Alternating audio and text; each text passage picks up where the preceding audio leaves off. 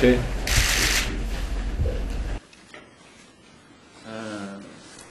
Okay, let's start today's interview, media interview. Professor Worlostin, who is a well-known visiting scholar.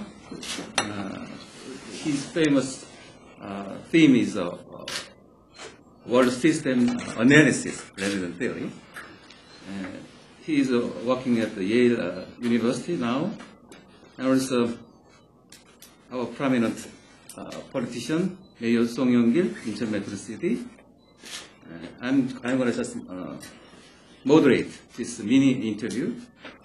Today's topic could be South Korea's role for Asian regional integration and South and North Korea's relation. Okay, just let me begin by saying,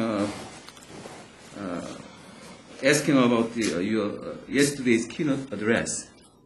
You mentioned that there are emerging 8 to 10 centers of relative geopolitical autonomy.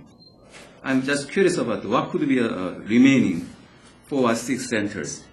Oh, well, I had said that I thought the 4 strong ones were in the global north, which was the United States, of course, Western Europe, and particularly the France-Germany tandem, Russia, and what I call Northeast Asia, or everyone calls, which means basically the combination of China, Korea, and Japan. And these were the 4 strong ones because they were strong in combining in different ways military strength, economic strength, and political ideological strength in different combinations.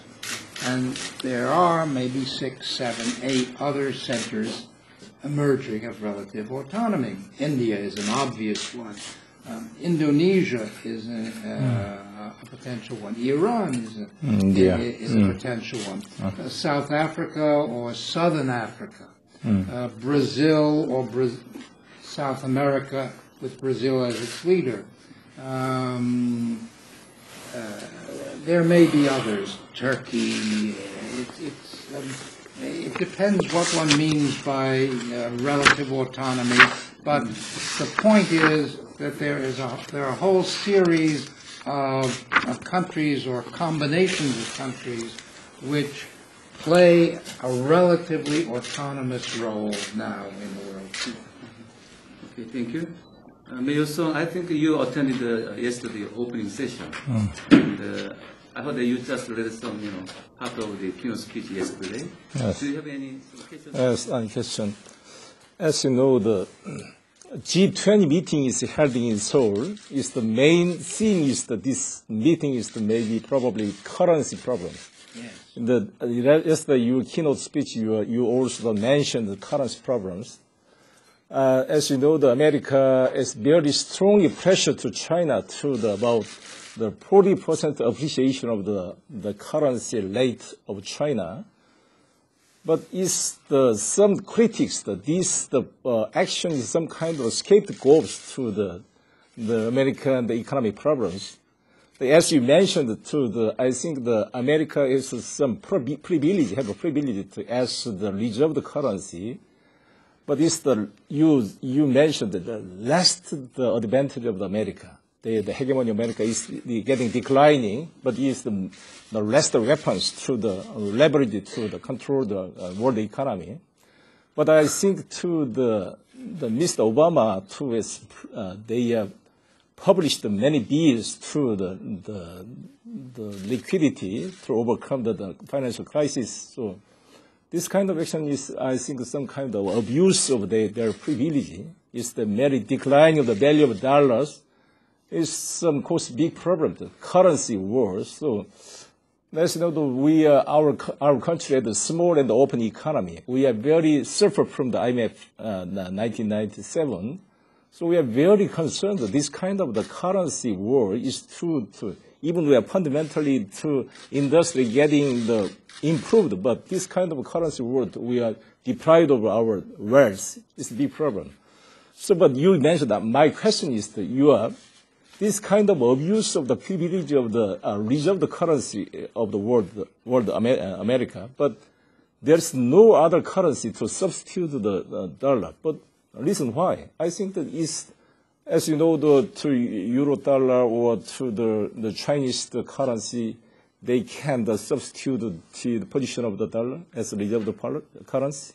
Well, look, everybody is defending their national interests in a very difficult situation. The world is in great economic difficulty, much greater than the politicians are ready to admit publicly. The U.S. is defending its interests, China is defending its interests, Korea is defending its interests, and these interests are incompatible. So there's a lot of rhetoric, and they respond to internal pressures. Within each country, people are saying to their governments, protect our jobs, protect our relative standard of living, or even improve it. Don't let this crisis affect us. Maybe it affects other people, but don't let it affect us. So everybody, and of course, this political pressure expresses itself in different ways in different countries. In the United States, the politicians in Congress yell and scream about China as being guilty of losing jobs for the United States. And in China, they also are responding to pressures. They don't come out in the same way in China because it's a different political system. Frankly, these people are all shouting at the international level to please people back at home. And I don't take a lot of the shouting very serious. Let me put it that way. Just pretend. Well, it protects them against their internal critics, but I don't think they're going to solve anything at this G20 meeting about the currency issue. I think we'll come out of the meeting as we went into the meeting, with everybody standing on their own ground and defending their own ground. So there is no easy solution. And with fluctuating currencies, which we have now, it's a very dangerous situation for everybody, and everybody is very worried about it. If the U.S. if the dollar ceases to be the reserve currency, I don't see any currency immediately able to bear the weight. If you're a reserve currency, you have to have a great deal of economic strength. And the euro is strong, but it's not strong enough. The yen surely is not strong enough. Renminbi is not strong enough. So we will just have multiple currencies. That's not unknown in the past. It's just not a very happy situation when you have no reserve currency. I noticed just in the last 2 days that the president of the World Bank, Mr. Zuelik, who's an American, has begun mumbling about maybe we should go back to the gold standard and have gold as the reserve currency. Well, I don't think people are ready to go back to the gold standard. But that shows, that's what I call grasping at straws. He doesn't want to admit that the dollar is no longer. He doesn't want to accept the fact that there won't be a reserve currency. So he says gold. Well, okay. I have served as a congressman of National Assembly almost 10 years. At the time, I'm very strongly to the focus to how can we create a job. As the unemployment is to the global issue, as the midterm election of the United States, Obama is failed because of the sagging economy is not recovered. Mr. Obama very criticized when he elected as the President of the United States to the Wall Street pet cat, but there's some subsidy only to focus to revitalize the financial system, and is not success through the create job, especially through the unemployment of the young generation. It causes very big problems. In our countries, the birth rate is lowest among the OECD countries, the 1.15 only. It's a big problem. is the job list. The young generation, the unemployment rate is very high. They postpone marriage, and East Coast, the low birth rate, so it's the deteriorate and vicious circulation of our society.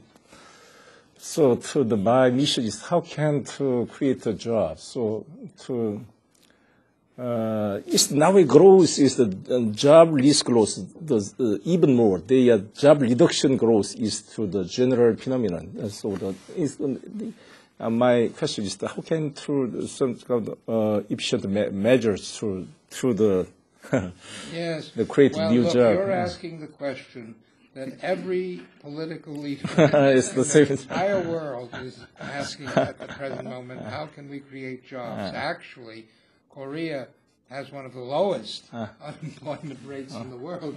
You're fairly lucky compared to most countries. There is no easy. Look, there is just so much, right, power that governments have to create these jobs. So what we're running into is an enormous debate that's going on in every country between those who say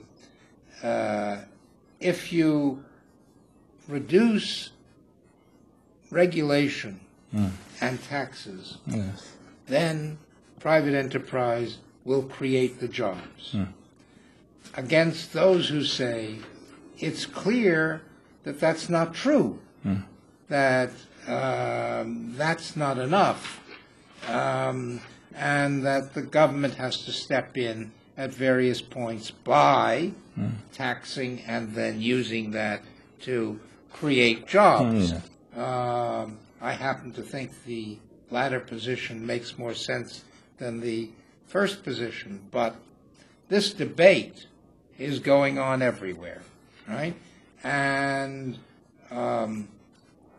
the voting population blames the government if there aren't enough jobs. Yes. It's as simple as that. They blame the government. Whether they think they need more room for private enterprise or they need more government intervention, if there aren't the jobs, you as the mayor, you caused it. The prime minister caused it, right? Okay. What can we do? The problem is, it isn't all in your hands. You as a mayor can try to do A, B, C, and it might help. That's what Obama said. Look, I did A, B, and C, and it helped. And they say, the voters said, in effect, it didn't help enough, so it's your fault, right? So I don't know enough about the situation in Incheon or even in South Korea to tell you exactly what you have to do to create more jobs in Incheon. I'm sure you spend a lot of your energy and thinking, worrying about this problem, and I'm sure you've tried various kinds of things. If you succeed, you'll get reelected. Okay, thank you. Long time already in our schedule. Oh, you did well. Yeah. Thank you very much, Mr. 월러스틴 and Mayor Song. Thank you very your intelligent, insight perspective. Thank you. Thank you. Okay.